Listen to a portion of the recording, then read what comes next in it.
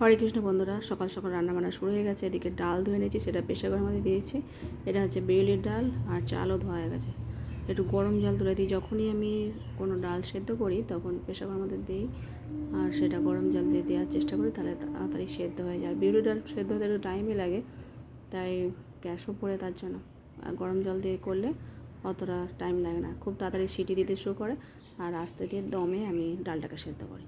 আর করছি আজকে ঝিঙে আলু পোস্ত, বাঙালির প্রিয় খাবার। ঝিঙে আলু পোস্ত আমার তো খুব ভালো লাগে। শুধু আলু পোস্তর চেয়ে আমি ঝিঙে আলুটা বেশি পছন্দ করি।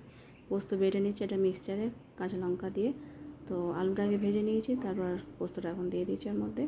ঝিঙেটা জল বেরিয়েছে, আর মিক্সচারটা ধুয়ে আর একটু জল দেবো, ব্যাস। আর একটু সেদ্ধ করে নিই, হয়ে যাবে। আলু সেদ্ধ হয়ে গেছে। পাশে গ্যাসে আবার একটু বাঁধাকপি ভাজছি। বাঁধাকপিটাকে কিন্তু সেদ্ধ করে জল ঝারিয়ে নিয়েছি, শুকনো লঙ্কা সর্ষে ফোড়ন দিয়ে ভেজে নিচ্ছি। তো একটু সময় লাগে, কড়ার গায়ে আটকে যায়, খুব আস্তে ধীরে ধীরে বাঁধাকপিটা ভাজতে হয়।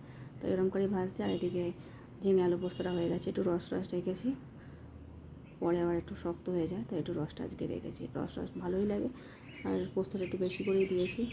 তো যাই হোক, দুটো আলু বড় বড় সাইজের, সেটা প্রেসারের মধ্যে সেদ্ধ বসাচ্ছি। আলু ভাতে করলাম, আর বাঁধাকপিটা একটু পোস্ত ছড়িয়ে ভেজেছি। বিউলির ডাল সাথে ঝিঙে আলু পোস্ত, তো খুব সুন্দর প্রসাদ। বাঙালির প্রিয় খাবার ঝিঙে আলু পোস্ত, বিউলির ডাল, আলু ভাতে, সাথে ঘি, টক দই, শসা সব কিছু দিয়ে ভগবানকে সেবা দিয়েছিলাম। তো একটু দর্শনও করে নেওয়া ভগবানকে, আর এখন প্রসাদ পাচ্ছি। বিউলির ডাল দিয়ে আমার আলু ভাতে এটা বেশি ভালো লাগে, তো বেশিরভাগ আমি আলু ভাতেই করি।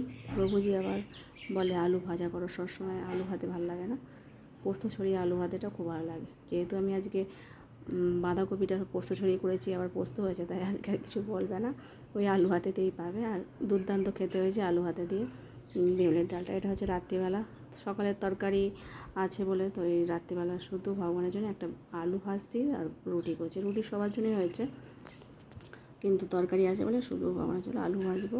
আর প্রভুজি মিষ্টি নিয়ে এসছে, সন্দেশ, তো সেই দিয়ে ভগবানকে সেবা দেবো। রাতের এই সাদামাটা খাবার দাবার, তরকারি থাকলে সুবিধা হয়, শুধু ভগবানের জন্য করে আর তাড়াতাড়ি করে সেবা দিয়ে দাও। তো রুটি কটা সব কটা করে নিই। আমি এরকম একটা করে রুটি করি, তাই একটু সময় লাগে, আর গরমেও আরও বেশি কষ্ট হয়। তো যাই হোক, এরকম করে রুটি করলেই তবে আমাদের সকলে খাবে, নইলে খাবে না। তো ভগবানকে সেবা দিয়েছিলাম শশা দিয়ে আর আলু ভাজা দিয়ে। একটু অন্ন আছে, তো ছেলেমেয়েরা ওই আলু ভাজা দিয়ে তরকারি দিয়ে পাবে, আমরাও রুটি পাবো শুধু। কেন রাত্রিবেলা আমাদের অতটা অন্নটা ভালো লাগে না, তবু বাধ্য হয়ে নিই, কেন যদি বেঁচে যায় অনেক অন্ন, তাই।